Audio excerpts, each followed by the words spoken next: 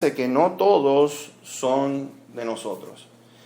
Como pueden ver, antes de la segunda venida de nuestro Señor Jesucristo, van a haber personas que quieran seducir a la gente para que los puedan seguir a ellos en lugar de lo que es seguir al Señor.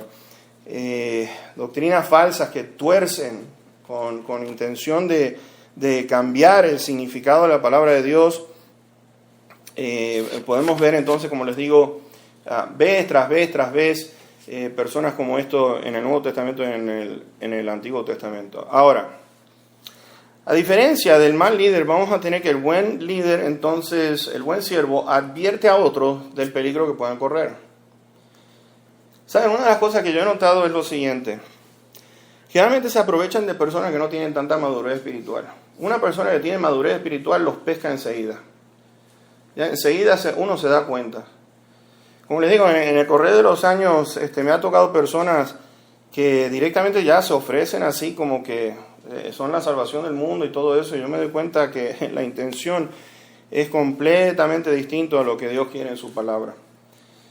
Y la actitud nuestra, basado en lo que Dios dice en su palabra, fíjense en Pablo, nuevamente a la iglesia en Éfeso, ¿se acuerdan ustedes en el capítulo 4 y versículo 14? Hablando de esto, de los que se aprovechan. Por ejemplo, Pablo amonesta a la iglesia que estén afianzados en la palabra para poder contrarrestar las malas doctrinas que hay en el mundo. ¿Por qué? Porque dice, no sean niños fluctuantes llevados por doquiera de cualquier viento de doctrina. O sea, no sean niños fluctuantes. El niño fluctuante es aquel que lo llevan por acá, lo llevan para allá. Y Pablo está diciendo, ¿saben qué? No sean así. Nútranse en la palabra, crezcan en la palabra de Dios, en lo que respecta a través de los dones que tiene la iglesia, vayan creciendo con el fin de edificar a la iglesia. Así que la iglesia necesita discernir entre aquellos que vienen con buenas intenciones y aquellos que vienen con muy malas intenciones. Y no solamente eso, hay algo que tenemos que notar es lo siguiente.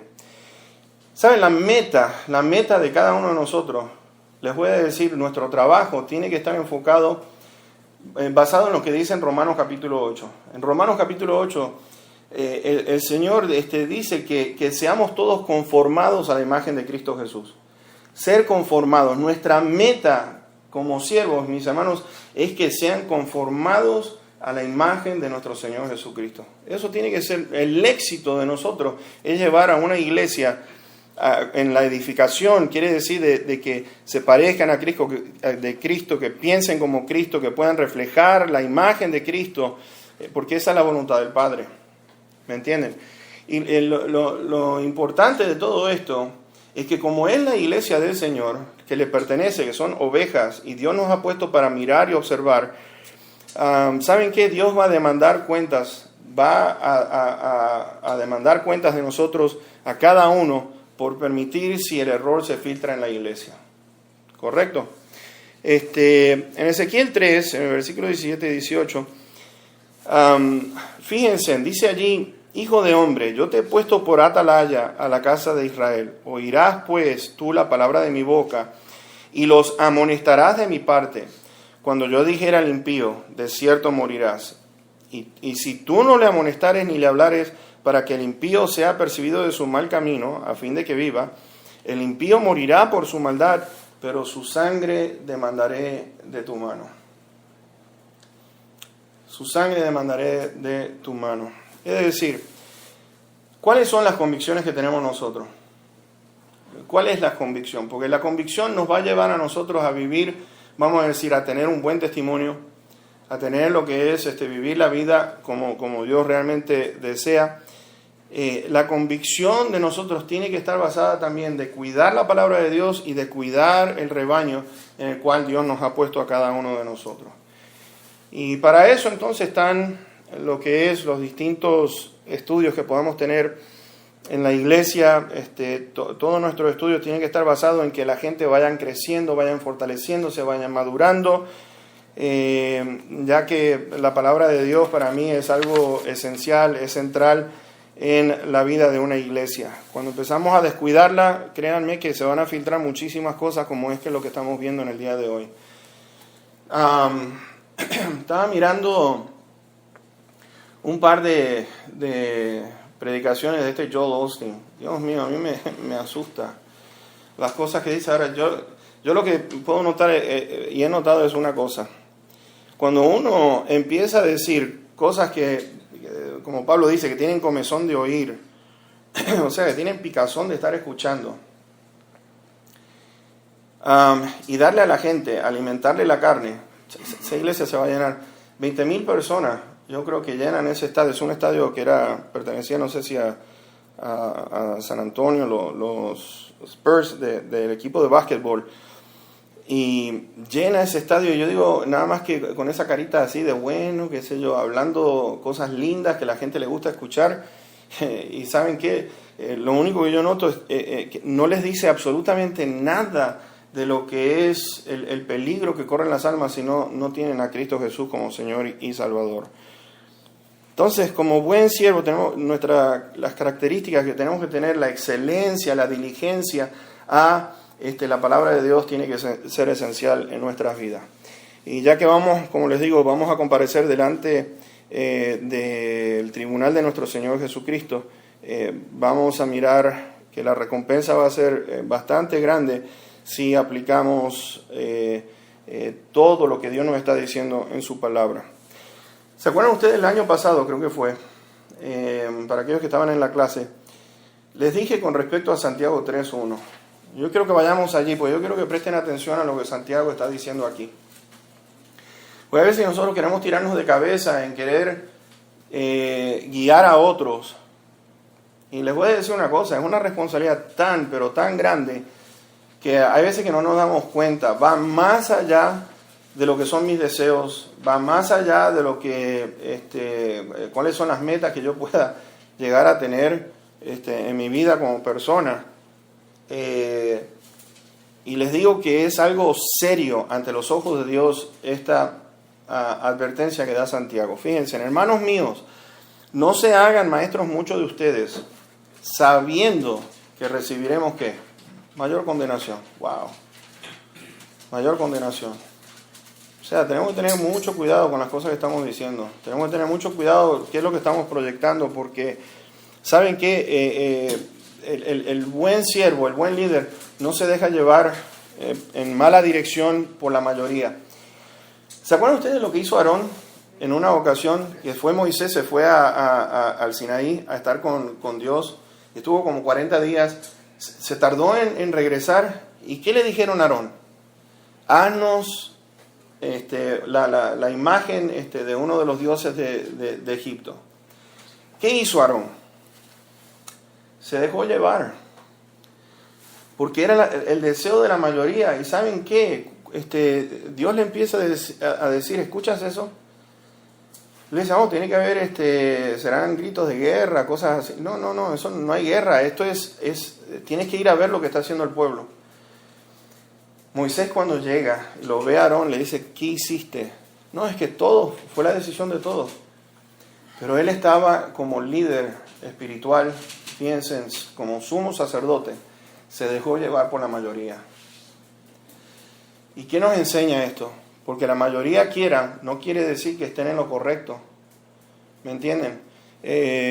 Una de las cosas que, y esa historia que estoy compartiendo está en Éxodo 32, del versículo 21 al 25, y sobre todo en el versículo 25 dice que, y viendo Moisés que el pueblo estaba desenfrenado.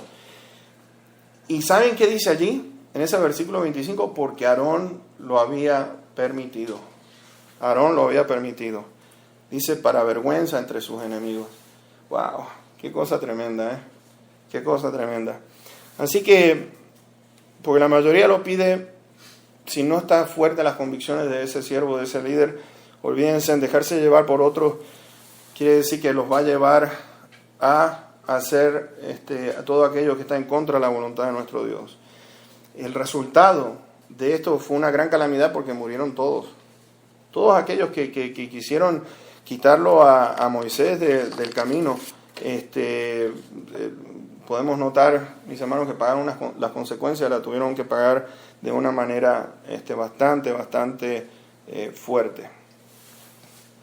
Ahora, ¿cuáles son las características? ¿Qué significa ser un buen anciano, un buen obispo, un buen líder, un buen presbítero o pastor o líder de una iglesia? Vamos a ir a Deuteronomio en el capítulo 1. Deuteronomio en el capítulo número 1 y leamos del versículo 13 al 17. 13 al 17. Deuteronomio 1, del 13 al 17.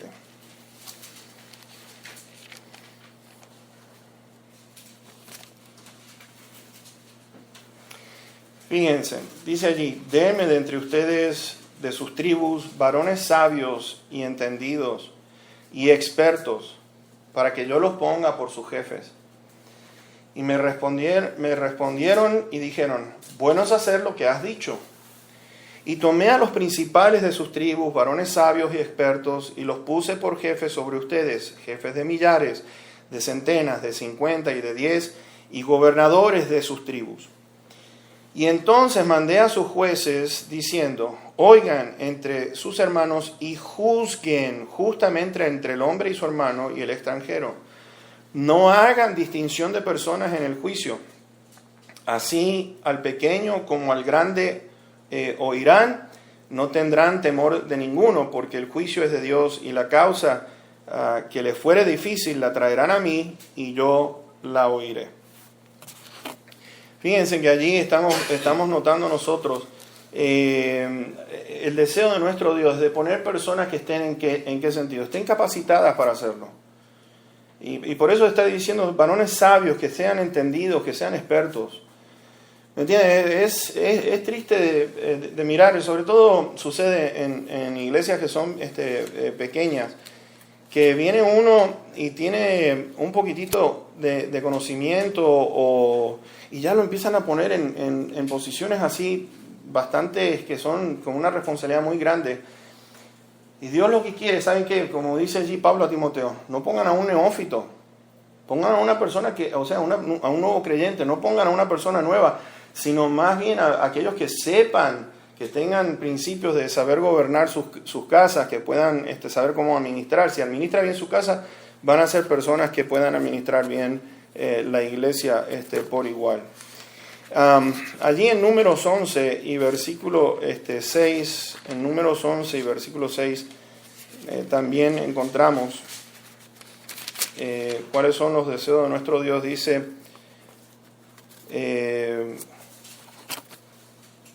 11:16. Entonces Jehová dijo a Moisés: reúneme 70 varones de los ancianos de Israel, que tú sabes que son ancianos del pueblo, y sus principales, y tráelos a la puerta del tabernáculo de reunión, y esperen allí contigo. Fíjense en que Dios está diciendo: reúneme varones de los ancianos, que tú sabes que son ancianos. Ahora, ¿qué nos está diciendo esto? Esto nos está diciendo a nosotros que debemos de prestar atención a aquellos que tengan lo que es las cualidades que necesitamos para que pueda encargarse de personas que estén bajo su cuidado. ¿Me entienden? En Éxodo 19:7 dice lo siguiente: entonces vino Moisés y llamó a los ancianos del pueblo y expuso en presencia de ellos todas estas palabras que Jehová le había mandado. Ahora, ¿qué hace ese siervo? Fíjense, comienza a compartir al resto, aquellas personas que Dios ponga al lado suyo, ¿qué cosa? Lo que Dios manda. ¿Me entienden? Ese buen siervo está caracterizado en ¿qué? En darle a la gente lo que Dios, cuáles son los mandatos de Dios. Y tiene que ser bastante estricto en ese sentido, en lo que respecta a qué es lo que Dios desea, porque, como les digo, hay advertencias bastante serias con aquellos que quieran tomar las cosas en sus manos.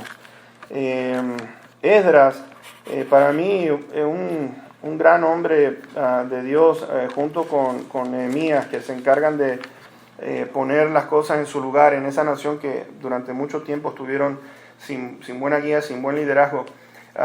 Esdras dice lo siguiente: sean nuestros príncipes los que se queden en lugar de toda la congregación, y todos aquellos que en nuestras ciudades hayan tomado mujeres extranjeras vengan en tiempos determinados y con ellos los